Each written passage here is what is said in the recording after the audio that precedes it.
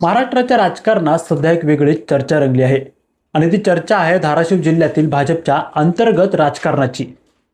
एका साध्या सत्कार सोहळ्यामुळे आता महायुतीतील अंतर्गत मतभेद पुन्हा एकदा उघड झाल्याची चर्चा सुरू झाली आहे। कारण या कार्यक्रमात भाजपचे आमदार राणा जगजितसिंह पाटील यांना डावलण्यात आल्याचा आरोप करण्यात येतोय, तर दुसरीकडे त्यांचेच कट्टर राजकीय विरोधक आणि शिवसेना शिंदे गटाचे खासदार ओमराजे निंबाळकर यांना प्रमुख पाहुण्यांचा मान देण्यात आला। त्यामुळे हा केवळ एका कार्यक्रमाचा विषय राहिलेला नाही, तर धाराशिवच्या राजकारणात मोठ्या बदलाचे संकेत मानले जात आहेत। नेमकं धाराशिव जिल्ह्याच्या राजकारणात घडतंय काय, सगळे या व्हिडिओच्या माध्यमातून जाणून घेऊयात। नमस्कार, मी निरंजन आणि तुम्ही पाहत आहात पॉलिटिकल महाराष्ट्र। धाराशिवमध्ये भाजपच्या वतीने नवनिर्वाचित आमदारांच्या सत्काराचा कार्यक्रम आयोजित करण्यात आला होता। सामान्यतः अशा कार्यक्रमात त्या मतदारसंघातील भाजपच्या आमदाराला प्रमुख स्थान दिले जातं, मात्र यावेळी आश्चर्यकारकपणे भाजपचे आमदार राणा जगजितसिंह पाटील यांचे नाव निमंत्रण पत्रिकेवर नव्हतं। एवढंच नाही तर कार्यक्रमाच्या बॅनरवरही त्यांचा उल्लेख करण्यात आला नव्हता। त्यामुळे स्थानिक कार्यकर्त्यांमध्ये आश्चर्य व्यक्त करण्यात आलं। या उलट या कार्यक्रमात शिवसेनेचे खासदार ओमराजे निंबाळकर यांना प्रमुख पाहुण्याचं स्थान देण्यात आलं होतं। मंचावर त्यांना विशेष स्थान देखील देण्यात आलं होतं आणि त्यांच्याच उपस्थितीत कार्यक्रम पार देखील पडला।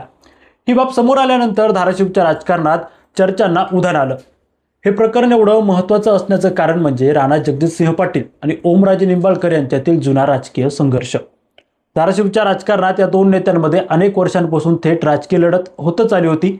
निवडणुका असोत किंवा स्थानिक राजकारण, दोन्ही नेते एकमेकांना कट्टर विरोधक म्हणून ओळखले जातात।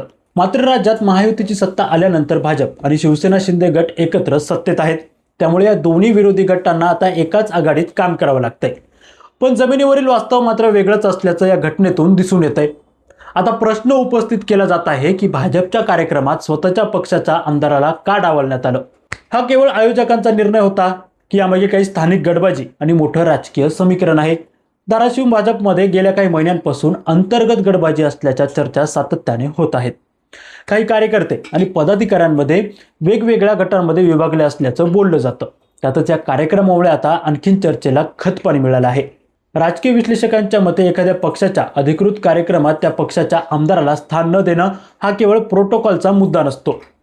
अशा घटना अनेकदा पक्षांतर्गत नाराजी, नेतृत्वावरील मतभेद किंवा स्थानिक सत्ता संघर्ष संकेत देत असतात।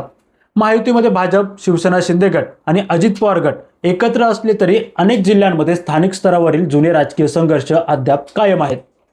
धाराशिवची ही घटना त्याचं ताजं उदाहरण मानली जात आहे। एकीकडे राज्य स्तरावर महायुती एकजूट दाखवली असली तरी जिल्हा आणि तालुका पातळीवर कार्यकर्त्यांमध्ये अजूनही स्पर्धा आणि वर्चस्वाची लढाई सुरू असल्याचं या घटनेतून स्पष्ट होतंय। आता यावर राणा जगजितसिंह पाटील यांची भूमिका काय असेल? ते यावर सार्वजनिक प्रतिक्रिया देतील का? भाजप नेतृत्व त्या प्रकरणाची दखल घेईल का? आणि सर्वात महत्त्वाचं म्हणजे हा वाद केवळ एका कार्यक्रमापुरता मर्यादित राहणार की आगामी स्थानिक स्वराज्य संस्था आणि विधानसभा राजकारणावरही याचा परिणाम होणार? या सर्वांची उत्तरं येत्या काही दिवसात स्पष्ट होतील। मात्र सध्या धाराशिवमध्ये एका निमंत्रण पत्रिकेने आणि मंचावरील आसन व्यवस्थेने संपूर्ण राजकीय समीकरणांची चर्चा पुन्हा एकदा सुरू केली आहे। तुम्हाला याबद्दल काय वाटतं हे आम्हाला कमेंट करून नक्की कळवा। तुर्तास या व्हिडिओमध्ये इथेच थांबूयात। धन्यवाद।